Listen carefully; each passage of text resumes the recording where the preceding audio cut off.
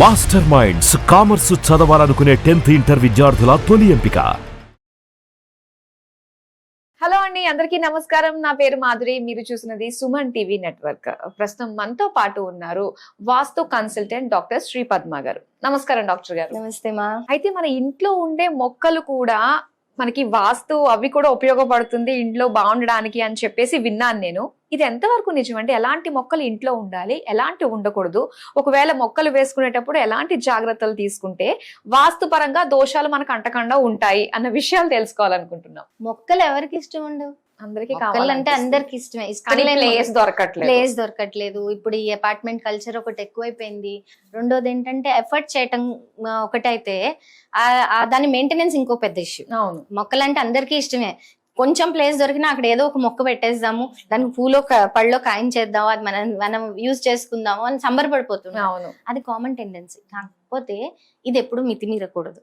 మొక్కలు అనేటువంటిది చాలా మంచివి, దాంట్లో ఎలాంటి సందేహం లేదు. కానీ ఒక్కొక్కసారి వీటి రాంగ్ ప్లేస్మెంట్ కానీ వీటిని పెట్టే విధానంలో కానీ తేడాలు వచ్చినప్పుడు చాలా రాంగ్ ఫలితాలు అనేటువంటివి ఇస్తాయి. ఇప్పుడు ఉదాహరణకి ఇప్పుడు ట్రెండింగ్ లో ఏముంది, మనకి తమలపాకు మొక్క మంచిది. తమలపాకు మొక్క మంచిదని కాస్తంత ప్లేస్ ఉన్న, ఆఖరికి వచ్చి బాల్కనీల్లో ప్లేస్ ఉన్న వాళ్ళైతే గార్డెన్ లో ఎక్కడ అది నార్త్ ఈస్ట్ లోనో ఈస్ట్ లోనో లేదంటే ఉత్తరంలోనో పెట్టండి, చాలా మంచిది, మీ ఇంట్లో ఫుల్ డబ్బులు ఉంటాయి అనే ప్రచారం బాగా రన్ అవుతుంది. దానివల్ల ఏం చేస్తారు, నేను మాక్సిమం వెళ్ళిన నేను చూసిన ఇల్లు మొత్తం ఏవైతే సైట్ విజిట్స్కి వెళ్తానో అందరి ఇళ్లలో ఒక తమలపాకు చెట్టు ఖచ్చితంగా ఉంటుంది. అది కొద్దో గొప్ప చాలా గుబురుగా ఉంటుంది. అవును, దాని మిగతా వాటిని కాన్సన్ట్రేట్ చేస్తారో లేదో కానీ తమలపాకు చెట్టుని, మనీ ప్లాంట్ చెట్టుని, జేడ్ని, మళ్ళీ ఎలోవెరాని, ఇలా కొన్ని మొక్కలు ఉన్నాయి, వాటిని మాత్రం చాలా బాగా కాన్సన్ట్రేట్ చేస్తారు. అయితే ఇవేంటి, మనకేవో అదృష్టాన్ని తెచ్చేస్తాయి అంటారు. మొక్క ఎప్పుడు కూడా ఓవర్ నైట్ అదృష్టాన్ని తీసుకురాదు. ఫస్ట్ థింగ్ మనిషి కష్టపడాలి, ఆ కష్టాన్ని నమ్ముకోవాలి. ఆ కష్టపడ్డాక అదృష్టాన్ని నమ్మండి, ఫస్ట్ అదృష్టాన్ని నమ్మొద్దు. ఫస్ట్ కష్టపడండి, ఆ కష్టంలో మనకి ఆటుపాట్లు వస్తున్నాయి, మనం ముందుకు వెళ్ళలేకపోతున్నాం అన్నప్పుడు అప్పుడు అదృష్టం ఏంటి అనేది చెక్ చేసుకోండి. అంతే తప్ప అదేదో పెట్టంగానే ఏదో మ్యాజిక్ జరిగిపోతుంది అని ఎప్పుడు అనుకోవద్దు. ఈ గోలలో పడి చాలా మంది ఏం చేస్తున్నారు, తమలపాకు మొక్కని నాటేస్తున్నారు, దానికి ఎరువులు అవి ఇవి పెట్టేసి చక్కగా పెంచేస్తున్నారు. దీనివల్ల ఏమవుతుంది, ఇటు నార్త్ బ్లాక్ అయిపోయింది, ఉత్తరం బ్లాక్ అయిపోయింది, ఈశాన్యం నార్త్ ఈస్ట్ బ్లాక్ అయిపోయింది, ఈస్ట్ బ్లాక్ అయిపోయింది. మీకు మెయిన్ జోన్సే బ్లాక్ అయిపోతున్నాయి. అసలు మొత్తం లోపలికి వస్తే చీకటి తప్ప ఏముండదు, గుబూరుగా ఇలా చెట్లు ఉంటాయి. ఆ చెట్ల లోపల నుంచి ఎక్కడో ఒక మెయిన్ డోర్ ఎక్కడుందని ఎత్తుకుంటూ వెళ్ళాలి, అలా పెంచేస్తున్నారు. మనీ ప్లాంట్లని వీటిలన్నిటిని పెంచేస్తున్నారు. వీటి వల్ల ఏమవుతుందంటే పాజిటివిటీ అనే మాట దేవుడు ఎరుగు, నెగిటివిటీ ఎక్కువ వస్తుంది. నిజంగా చూడగానే చీకటిగా ఉంటూ ఎలానో అనిపిస్తుంది. చీకట్లో ఎప్పుడు నెగిటివ్ ఎనర్జీస్ పెరుగుతాయి. ఎప్పుడు చీకటి అనేటువంటిది ఇంట్లో ఎక్కడా ఉండకూడదు. ఇది ఎప్పుడైనా గుర్తుపెట్టుకోండి. ఎంత గాలి వెలుతురు ప్రసారం అనేటువంటిది జరుగుతూ ఉంటుంది, గాలి వెలుతురు అనేటువంటివి ఎప్పుడైతే వస్తుంటాయో అది ఎక్కువ పాజిటివిటీ అనేటువంటిది తీసుకొస్తుంది. అది సరైన డైరెక్షన్స్ లో వచ్చినప్పుడు ఇంకా పాజిటివిటీ ఎక్కువ అవుతుంది. సో ఇలాగా ఏదైనా సరే ఒక మంచి ఎనర్జీ ఫ్లోని మనం బ్లాక్ చేసే విధానంగా పెట్టుకోకూడదు.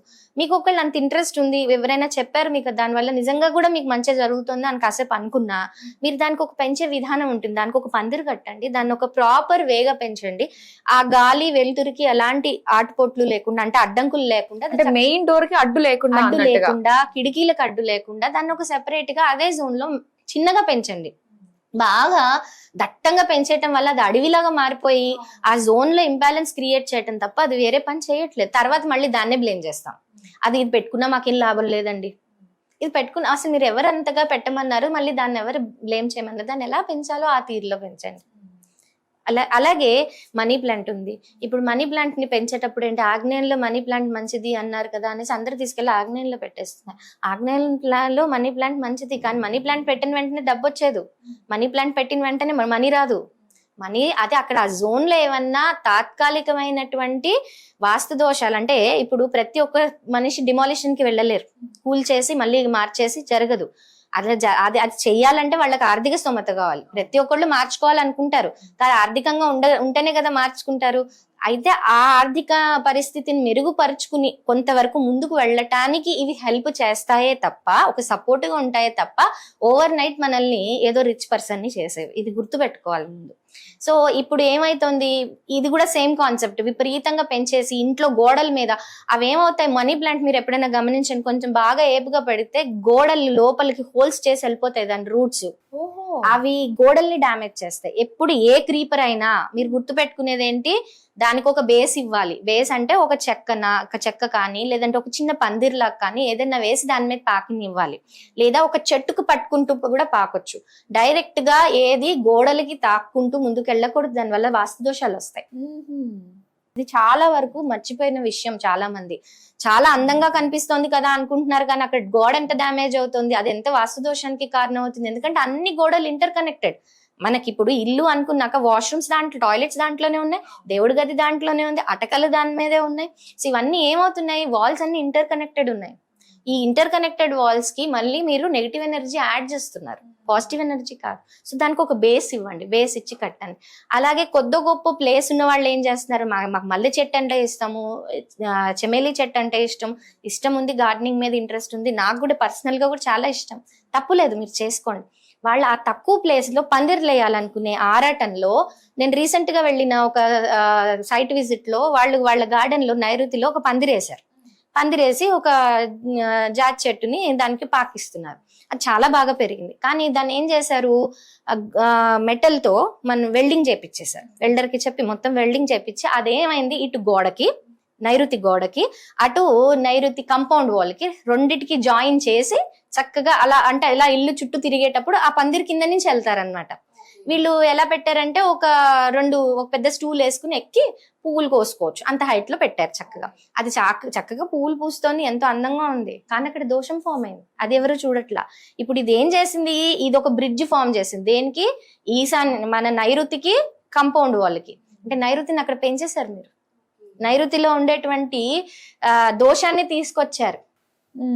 ఇప్పుడు మొక్కలు మంచివే కదా అని ఈ విధంగా మనం ఎప్పుడైతే మనం పెడతామో దానివల్ల నెగిటివ్ ఎనర్జీ అనేటువంటిది ఎక్కువగా ఫామ్ అవుతుంది. సో మనం గుర్తు పెట్టుకునేది ఏంటంటే, మొక్కల్ని పెట్టుకోండి, మీకు కావాల్సిన మొక్కని చక్కగా పెట్టుకోండి, చక్కగా గార్డెనింగ్ చేసుకోండి. కానీ దానికి ఒక పద్ధతి, ఒక ప్రికాషన్ ని ఫాలో అవ్వండి. ఎందుకు అంటే, ఒకప్పట్లాగా మనకి ఎకరాల స్థలాలు ఉండట్లే, ఇల్లు చిన్నవైపోయాయి, మన జీవితం కూడా చాలా సింపుల్ అయిపోయింది, మనం మెయింటెనెన్స్ చేయలేము. కాబట్టి దానికి అనుకూలంగా మీరు ప్లాన్ చేసుకుని అప్పుడు పెట్టుకోండి. అంతేగాని ఇది పెట్టడం వల్ల ఏదో జరిగిపోతుంది కదా అనే ఆరాటంలో పార్క్ చేసుకోకండి. సో మీ ఇలాంటి క్రీపర్స్ పెంచుకునే విషయంలో మాత్రం కాదు, ఏ మొక్కలైనా సరే, మర్వం లాంటిదైనా సరే, మర్వం చాలా మంచిది. ఇంటి గుమ్మం ముందు మర్వం ఉంటే ఎంతో మంచిది, మూడ్ స్వింగ్స్ తగ్గుతాయి ఇంట్లో వాళ్ళకి. అలా అనేసి అందుకే కదా పూలల్లో మన మర్వం పెడతారు. అయితే ఇప్పుడు ఆ మర్వం అనేటువంటిది పెట్టాలి కదా అనేసి మొత్తం మర్వం వేసేయండి గార్డెన్ అంతా. ఇది అతివృష్టి అనావృష్టి లాగా ఉండకూడదు. అతివృష్టి అనావృష్టి ఎప్పుడు తప్పే. సో చాలా డీటెయిల్ గా తెలియజేశారండి. Thank you so much.